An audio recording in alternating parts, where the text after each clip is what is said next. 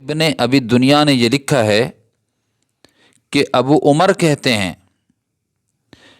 کہ میں ایک شخص کو جانتا ہوں، اس کو دیکھتا تھا کہ وہ صبح آتے تھے، اپنے سر پہ رومال رکھتے تھے کہ کوئی ان کے چہرے کو پہچانے نہ،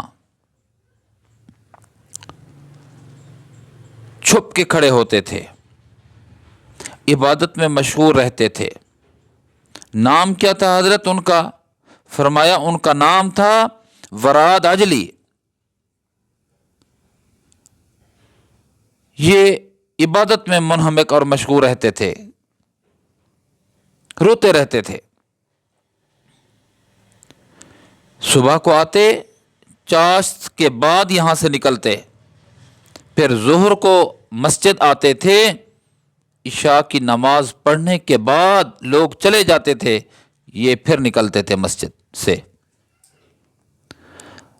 ابو عمر نے کہا کہ میں حیران ہوا حضرت کی اس حالت کو دیکھ کر، حضرت کی اس گریہ زاری کو دیکھ کر کہ اتنا عبادت میں منہمک کس رہتے ہیں کہ کسی سے بات تک نہیں کرتے، اتنی الہ زاری، اتنی اللہ کے سامنے گڑ گڑانا۔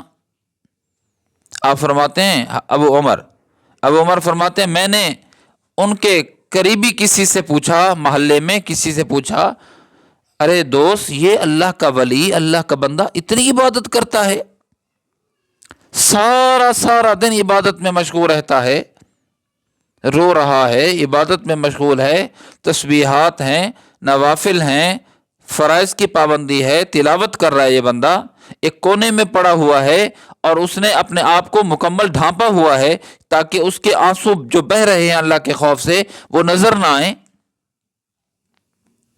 کیا ماجرا ہے؟ فرمایا کس کے بارے میں؟ اس کے ہمسائے نے کہا، ارے ابو عمر، تو کس کے بارے میں پوچھ رہا ہے؟ کس کے بارے میں کہہ رہا ہے؟ تجھے پتا ہے یہ وراد عاجلی کون ہے؟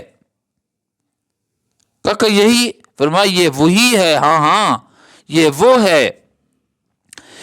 ہے وراد عاجلی کہ اس نے قسم اٹھائی ہے، کہتا ہے کہ قیامت تک نہیں ہنسوں گا جب تک اللہ رب العزت میری بخشش کا فیصلہ نہ فرما دیں۔ معلوم نہیں کہ میرا انجام کیسا ہوتا ہے، تو جب تک میں اللہ کے فیصلے کو قیامت کے دن اپنی جنتی ہونے کی بشارت نہیں سنوں گا تب تک ہنسوں گا نہیں۔